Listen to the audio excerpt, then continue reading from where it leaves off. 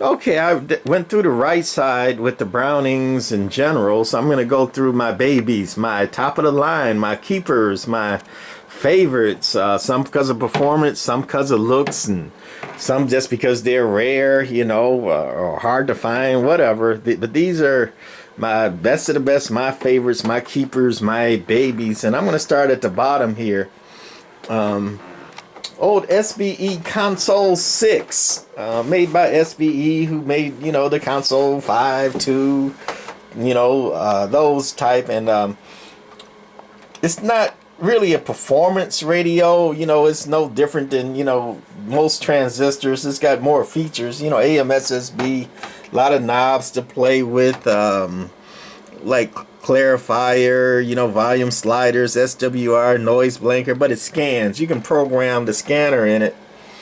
And it's got a clock, no frequency counter, but it looks real pretty. It's got that tube looking, it's not Nixie's, but it's kind of got that display. And that's a really neat looking radio. Performance is, typical SBE, not that great, and it's very hard to work on. And it's got a board in there where if that chip goes on that board, cancel Christmas, you ain't gonna get the chip, and it's done. But anyway, love that radio. I like to play with that one sometime, and I like scanning radios anyway. So, one of my top faves radios is the rare SBE Console 6, and next to it is, similar to Midland 78-999, which is a radio that's made by Midland, but it's basically a GE Superbase in a better looking cabinet. So it's got that dual board, Cybernet board, that it's a nice board, but it's very hard to work on that board. It's two boards sandwiched together, and just to get in there is a pain in the butt, a real pita. But great looking radio and the same performance as a GE Superbase, but 3 pretty meters on it, big knobs, looks industrious, lights up with LEDs and big LED readout, LEDs over there, 3 meters, and a great looking radio, a better looking GE Superbase. And I guess if people know the GE Superbase, it's said to be one of the best transistor CB radios made. I don't know if I agree with that. I do like the GE Superbase. I think any of these radios kill a Cobra 2000, and one of the things you don't see in here is a Cobra 2000, because I like the looks, but I'm not really a fan of them.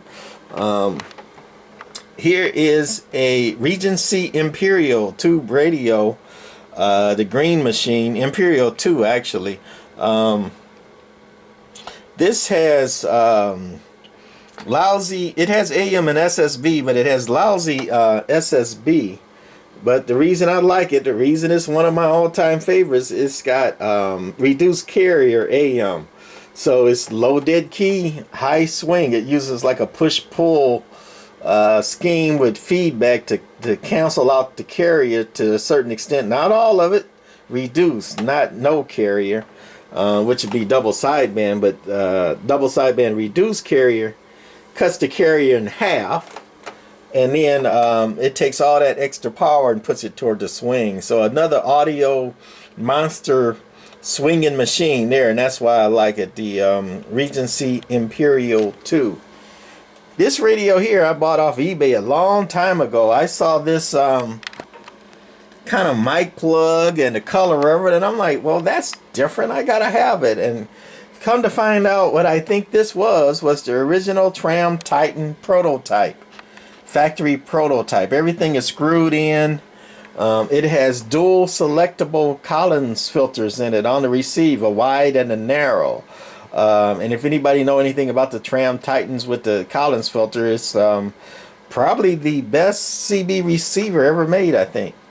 And that I agree with. And then this one with the dual selectable Collins filters, wide or narrow, I think this is the best CB receiver ever made. This radio right here, one of a kind. I do believe Tram Titan original prototype mock-up here. I love this radio. One of my favorites. I actually used this one. DAC 10, that's a big pretty boat anchor, all transistor with a I believe a tube audio final and a tube final. It was a tube driver. I'm getting old.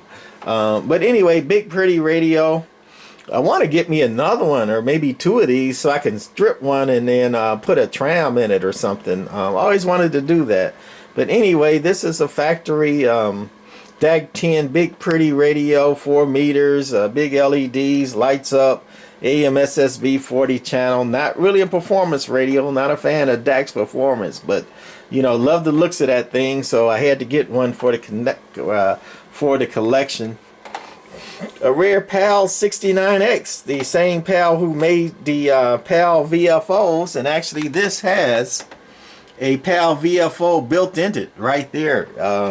So it's 23 channel with I think like a 45 channel VFO in it, built in by PAL. Very rare radio. I just wanted it because it's rare and it's got the built-in VFO and all that, and I'm a collector, so you know, hey, rare collector. And I saw one in decent shape, had to have it, and that works too.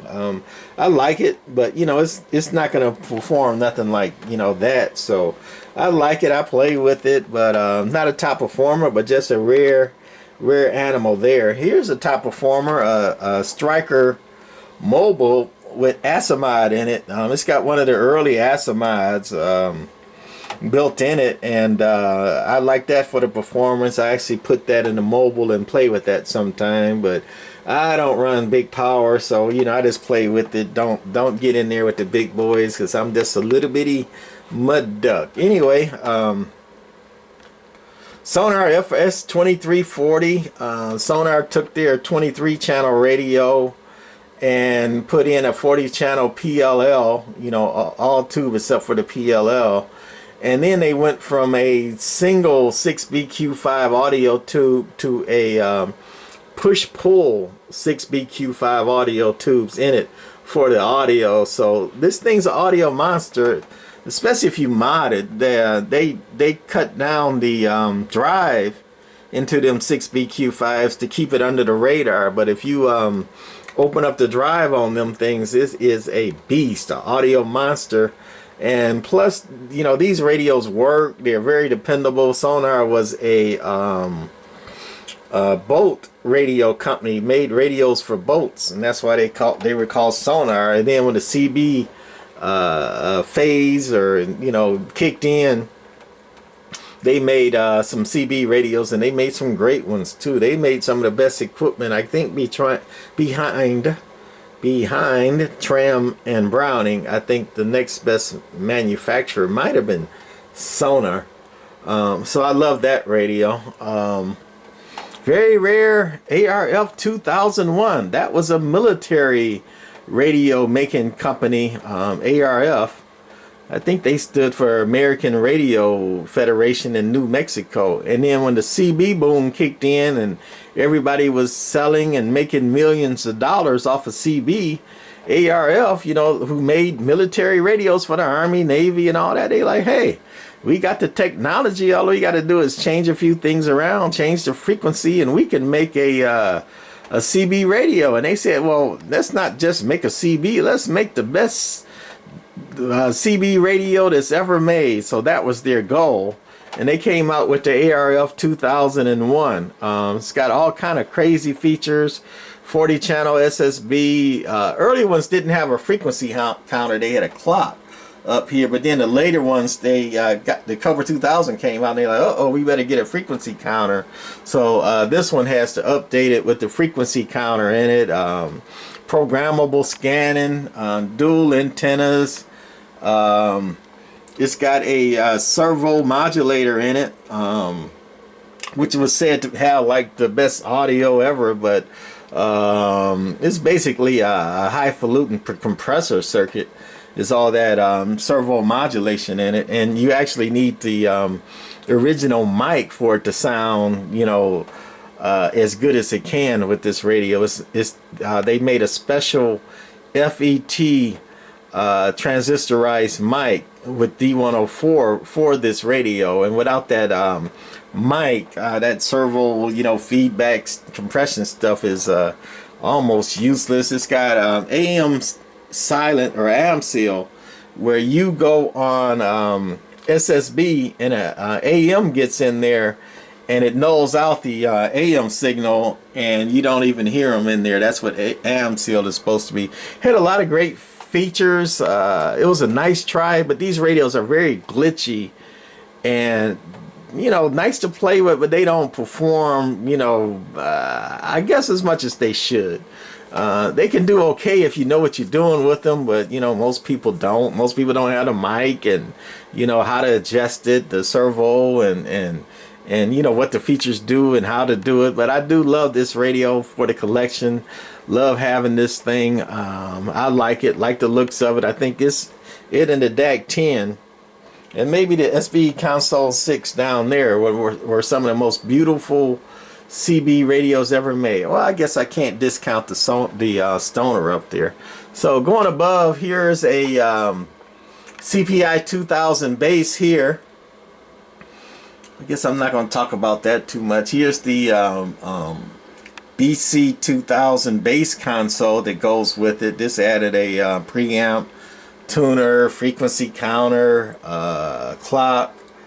It was something else on there, but oh, antenna switch on it. Very nice piece there to go with the CP 2000 radio.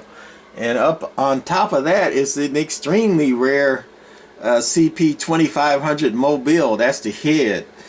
I got the RF deck or the main deck for that somewhere, but the main deck is just a big ugly box, and all the knobs, controls, and meters and all that is in the head there.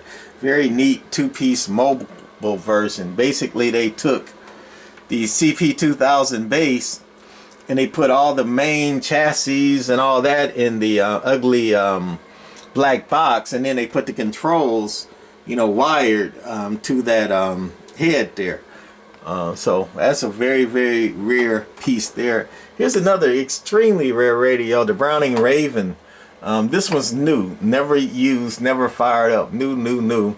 You know, probably made in like, you know, 65. So, you know, that thing's been a shelf clean and probably gonna stay one. Don't know if I ever, you know, put power to that radio. I got another one I play with that I put power to and play with, but that's new. One of the rarest pieces. I bought that from a rare collector when he had the divorce and he was selling out, and he even said that's the gem of his collection was the rare Browning Raven tube mobile radio. It had optical compressor in it on the transmit, and I forgot what it had on the receive, but it was advertised as having the most rejection 100 dB of any radio ever had. I think Browning fudged that advertisement a little bit, but you know, Browning advertised their, you know, Golden Eagles like 70, 80 dB direction rejection, and then they advertised the Raven for 100 dB adjacent channel rejection. Very rare piece there. And then last on top, but definitely not least, is the Stoner Pro-40. The only glitch I got about the Pro-40, well, it's a glitchy radio for sure. You know, not everybody can work on them, and they do, you know, go out. But also, it's SSB only. I wish Stoner had put, you know, AM in this radio, at least to have it. But nope, it's SSB only. I just got 2 speakers for it. For SSB, this was probably, when it works, probably the greatest SSB radio ever made was the Stoner. It also had like 90, 100 dB adjacent channel rejection and some noise filtering and just a very clean. It was top of the line, designed by Stoner, who was a big ham. And he, you know, dabbled in CB. A lot of hams hated him for that. You know how they hate CBers. But he designed, you know, the Stoner Pro-40 as the ultimate SSB CB radio made. And I kind of agree with that. So anyway, that's all we got. We got more, but these are my babies here. My top of the line. I put them all together on these 2 racks here. And this is the finest, at least to me. You know, I didn't put the most expensive or the most rare. This is the collection that I like and I appreciate, and we play with most of them from time to time. But then, you know, after we play with them, we mostly go back to Tram D201s, Tram Titan, and then the Browning Golden Eagles, the 4s, the 4A, the 3 with the cabinet and the frequency counters. We like that. That's probably my main go-to general working, hard working Detroit radio there. And we do like the receive of the R27S23. It's a little bit smoother than the rest too. But okay, we got long-winded again. That's gonna be it of my babies. If you see something you like, unless you got a bucket full of money, don't ask. I ain't giving these away. I done done that. I'm old now.